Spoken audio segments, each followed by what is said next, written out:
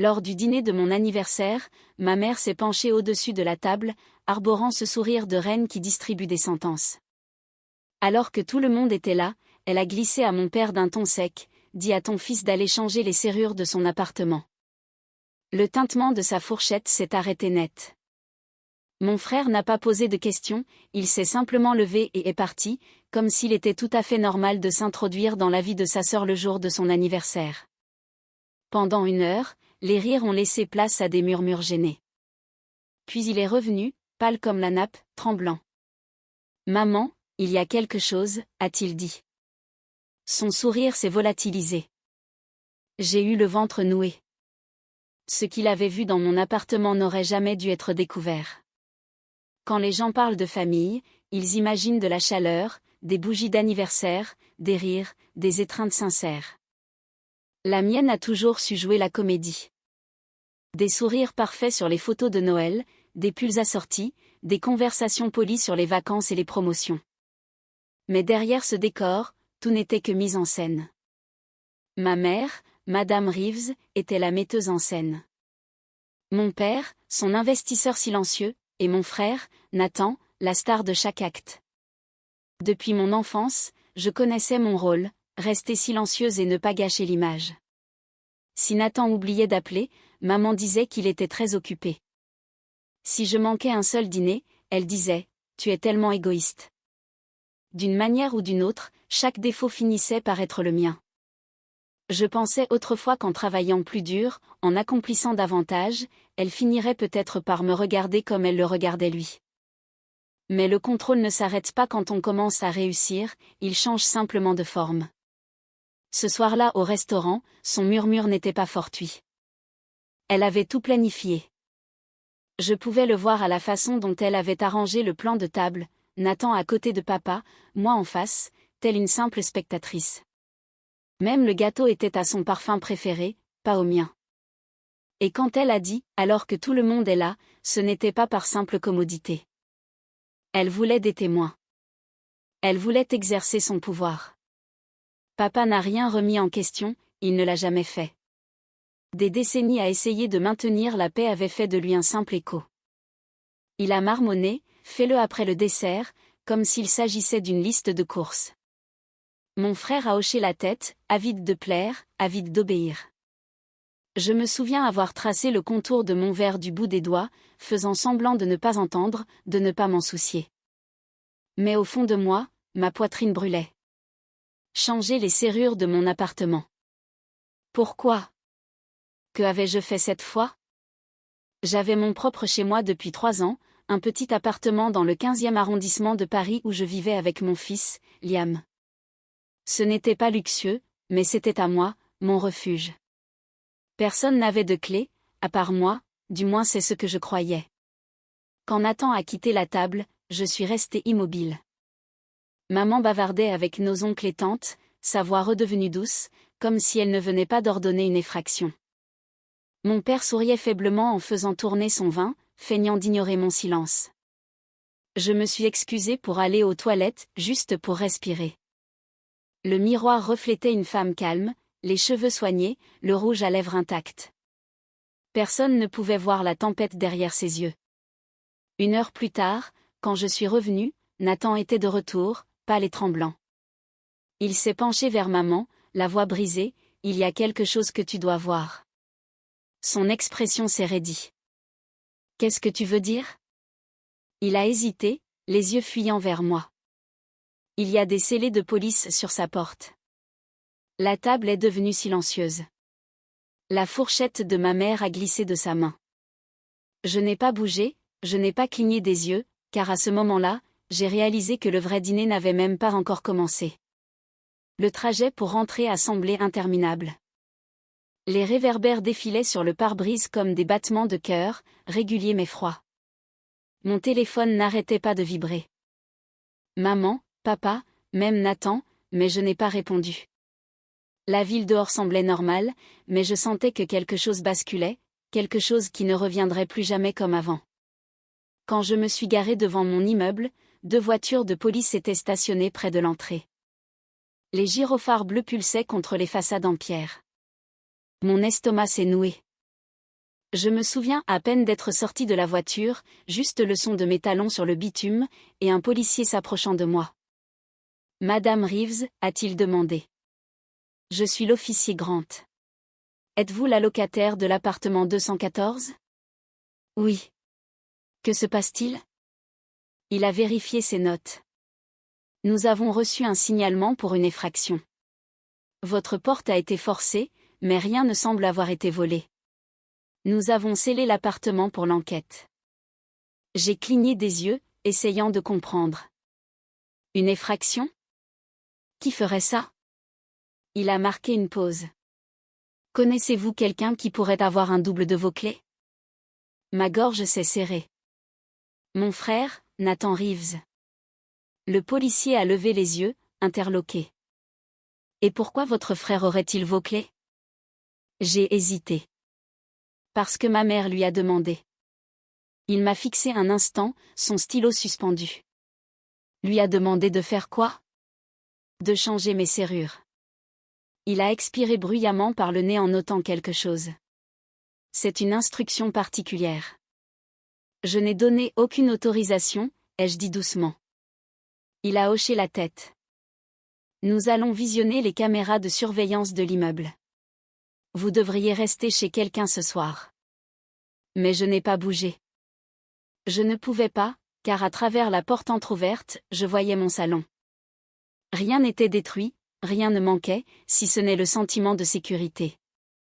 Et puis, je l'ai vu. Les photos de Liam et moi sur le mur avaient été retournées une par une.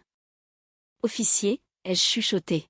« Ces photos. » Il s'est approché, sa lampe torche balayant la pièce. Sur la table basse, il y avait une unique enveloppe blanche. Il m'a tendu des gants. « Vous devriez l'ouvrir. » À l'intérieur, un court message imprimé, « Dis à ta mère que la vérité finit toujours par rentrer à la maison. » Mes doigts tremblaient. Grant a froncé les sourcils.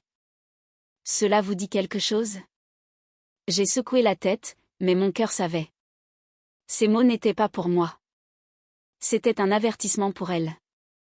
Quelque part entre ce restaurant et cet instant, le contrôle que ma mère avait construit commençait à se fissurer. Elle ne le savait juste pas encore. J'ai à peine dormi cette nuit-là. À chaque fois que je fermais les yeux, je revoyais l'enveloppe. Ces mots imprimés me fixant comme un défi. Au matin, la pluie n'avait pas cessé. Elle frappait les fenêtres par rafales violentes et irrégulières, le genre qui rend le silence assourdissant. Quand mon téléphone a sonné, j'ai cru que c'était maman. Ce n'était pas elle. « Madame Reeves, ici l'officier Grant. » Sa voix était calme, professionnelle. « Nous avons tracé un paiement versé à un certain Thomas Hay, l'assistant de maintenance de l'immeuble. Il provient d'un compte bancaire au nom de votre mère. » Pendant une seconde, je n'ai pas pu respirer. « Vous êtes sûr ? » Absolument. Le mot et le timing correspondent. Nous pensons que votre mère l'a peut-être engagé pour récupérer quelque chose dans votre appartement. Récupérer quoi ? Ai-je demandé, bien que je le sache déjà. Grant a hésité. C'est ce que nous essayons de déterminer. Je vous suggère de lui en parler directement, mais avec prudence. Après l'appel, je suis restée assise sur le bord de mon lit, le téléphone à la main, le cœur battant. Engager un homme. Ma mère, qui prêchait la réputation et la confiance, avait commis un crime pour envahir ma vie. Je me suis souvenu de la boîte dans mon placard, celle étiquetée « Papier d'affaires de papa ». Je l'avais trouvée le mois dernier en faisant du tri. À l'intérieur, il y avait des actes de propriété, des relevés, des virements bancaires, des documents signés de mon nom. Je pensais que c'était une erreur administrative.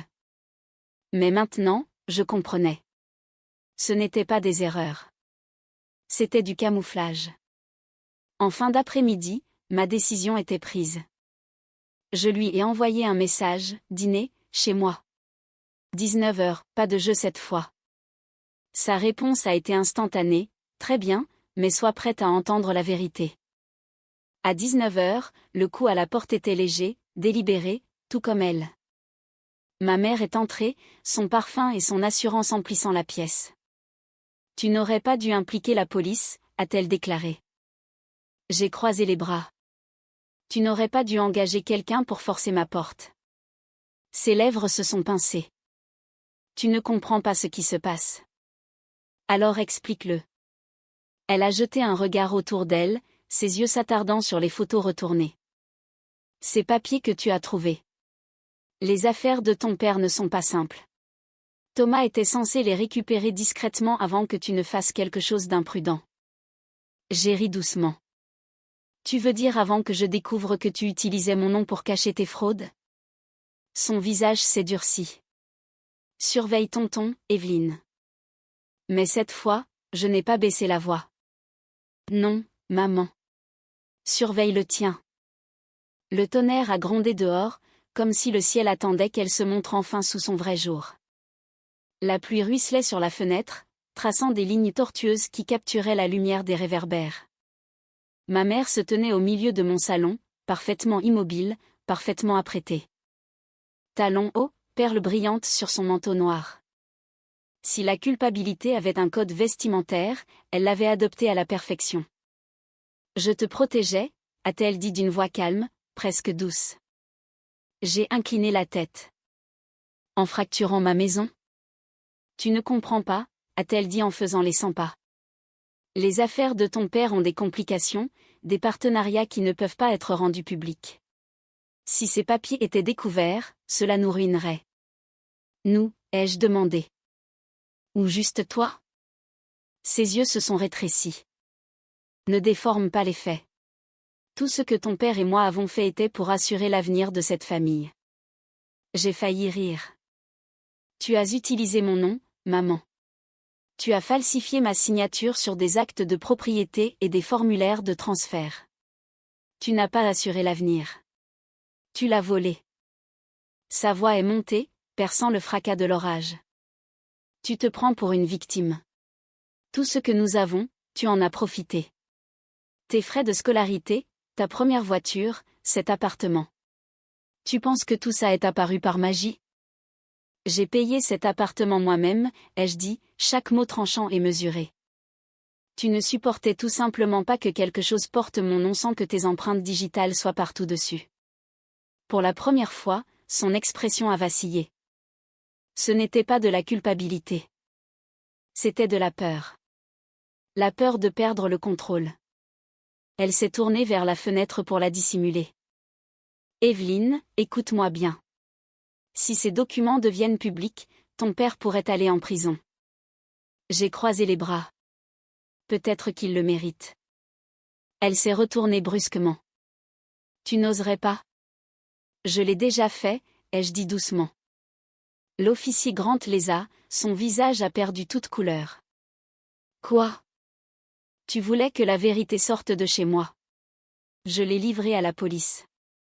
Un éclair a zébré le verre, assez brillant pour découper sa silhouette. Pendant un instant, elle ne ressemblait plus à ma mère.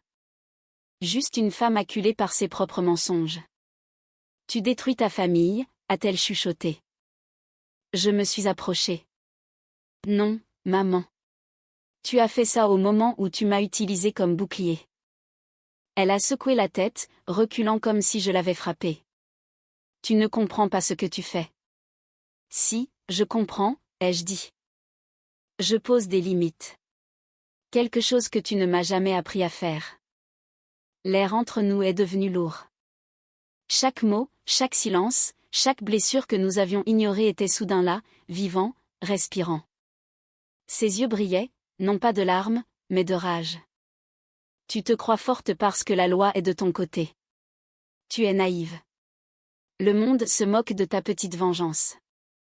Je l'ai regardé droit dans les yeux. Ce n'est pas de la vengeance, maman. C'est de la responsabilité. Elle a ri, un rire froid et cassant. Tu vas regretter ça. Peut-être, ai-je dit. Mais au moins, ce sera mon regret. La pièce est devenue silencieuse, hormis le bruit de la pluie. Quelque part au loin, un klaxon a retenti, distant et creux. Elle est restée là, la poitrine se soulevant rapidement, comme si elle allait se jeter sur moi, pleurer, ou les deux. Finalement, elle a lâché, si tu vas au bout de cette histoire, Tu n'auras plus jamais de famille. Je suis restée calme. Alors peut-être est-il temps que j'en construise une qui mérite d'exister. Elle s'est figée. Son visage s'est durci, le masque reprenant sa place. Sans un mot de plus, elle s'est dirigée vers la porte. Le clic de ses talons sur le parquet sonnait comme l'effondrement d'un héritage. Avant qu'elle n'atteigne la poignée, j'ai ajouté « une dernière chose ». Elle s'est arrêtée, sans se retourner. Tu demandais pourquoi quelqu'un a retourné les photos dans mon appartement. Peut-être parce que même des inconnus savent faire la différence entre l'endroit et l'envers. Sa main a tremblé une seule fois avant qu'elle n'ouvre la porte et ne disparaisse dans la tempête. Le tonnerre a suivi sa sortie. Pendant longtemps, je suis restée là, regardant la porte osciller légèrement à cause du courant d'air. Ma main tremblait, non de peur, mais de soulagement. Je suis allée jusqu'à la table où l'enveloppe reposait encore. Je l'ai ramassée, déchirée en deux, puis jetée à la poubelle. Cette fois, le silence ne ressemblait pas à une capitulation. Il ressemblait à une émancipation. Le lendemain matin, j'ai rencontré l'officier Grant au commissariat. Mes cheveux étaient encore humides, l'air extérieur lourd des restes de la pluie. Il m'a salué d'un petit signe de tête. « Vous êtes sûr de vouloir faire ça ? » « J'en ai fini de les couvrir, ai-je dit. Il a fait glisser un dossier vers moi. À l'intérieur, il y avait des photos des documents, des copies des relevés bancaires et la confirmation que les avoirs de mes parents étaient gelés en attendant l'enquête. Une fois que cela arrivera à la brigade financière, a-t-il dit, ils ouvriront une procédure complète. Vous serez disculpé de toute responsabilité. J'ai expiré lentement. Bien. Il a hésité. Vous savez que cela va faire les gros titres. Je sais, ai-je dit. Mais au moins, ce sera la vérité. En quittant le commissariat, les nuages avaient commencé à se déchirer. La lumière du soleil filtrait en rayons fins et inégaux, hésitants, comme s'ils n'étaient pas encore sûrs d'avoir leur place. Quand je suis arrivée à l'école pour récupérer Liam, il m'attendait avec une gommette sur son pull, une étoile dorée. Il a couru directement dans mes bras. « Maman, regarde.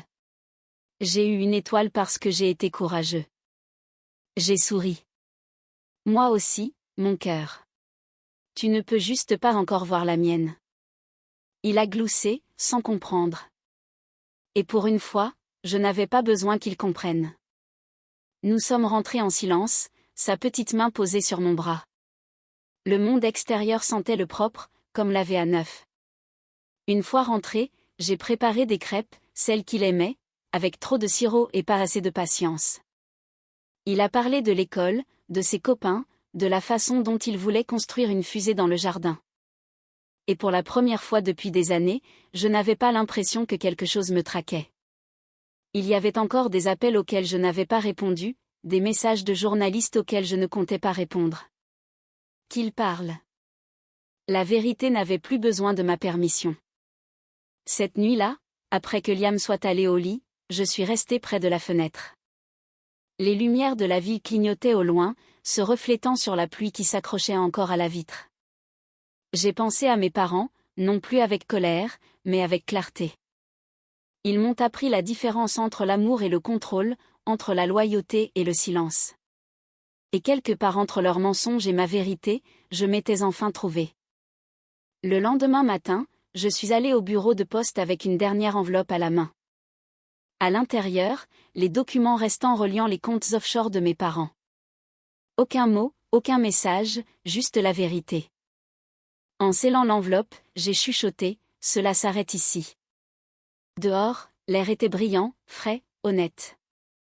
Je me suis dirigée vers la rue où ma voiture m'attendait, et pour la première fois, j'ai ressenti quelque chose que je n'avais pas connu depuis l'enfance, la paix. Les nouvelles voyagent vite quand le scandale sent l'argent. En une semaine, tous les journaux locaux s'étaient emparés de l'histoire. Un couple en vue sous enquête fédérale pour fraude à l'identité. Mon téléphone n'arrêtait pas de s'allumer. Journalistes, avocats, membres de la famille prétendant vouloir prendre des nouvelles. Je n'ai répondu à aucun d'entre eux. Le monde pouvait spéculer autant qu'il le voulait. J'avais fini de me justifier. L'appartement était calme. Les photos retournées avaient été remises en place, chaque cadre redressé. Le rire de Liam remplissait l'espace où la peur résonnait autrefois. Parfois, tard le soir, je m'attendais encore à ce que le téléphone sonne avec son nom qui s'affiche, mais cela n'arrivait jamais. Non par culpabilité, mais par honte. Papa a démissionné de son entreprise le jour même où l'enquête est devenue publique. Le cabinet a publié une brève déclaration évoquant des raisons de santé. Maman a disparu de ses cercles sociaux, de ses événements caritatifs, de son club de lecture. Pour une femme qui vivait des apparences, le silence était la seule punition adaptée. L'officier Grant a appelé quelques jours plus tard. « Vous avez été totalement blanchie, Madame Reeves. L'affaire suit son cours. »« Merci, » ai-je dit, de m'avoir cru. Il a fait une pause. « Vous n'aviez pas besoin que je vous croie. Vous aviez juste besoin de vous croire vous-même. » Après avoir raccroché, j'ai regardé mon salon, celui qui avait été envahi, violé, puis reconquis. L'air semblait plus léger, comme si l'espace lui-même recommençait à respirer.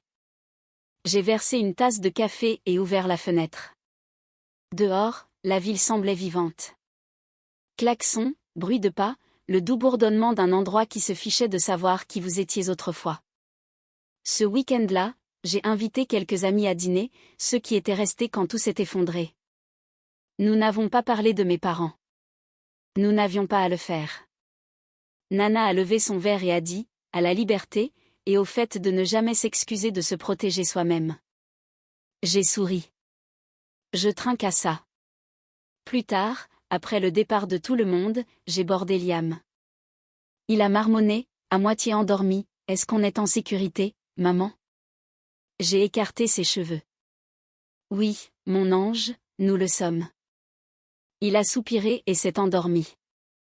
Et pour la première fois depuis des années, je n'ai pas douté de mes propres paroles. Le lendemain matin, la lumière du soleil a inondé la cuisine, douce et dorée. Liam était assis à table, ses jambes gigotant, du sirop sur la joue. J'ai fait sauter les crêpes, regardant la lumière se déplacer sur le sol, comme si elle traçait de nouvelles limites, celles qui m'appartenaient enfin. J'avais passé des années à essayer de maintenir la paix. Il s'avère que la paix n'est pas quelque chose que l'on maintient, c'est quelque chose que l'on revendique.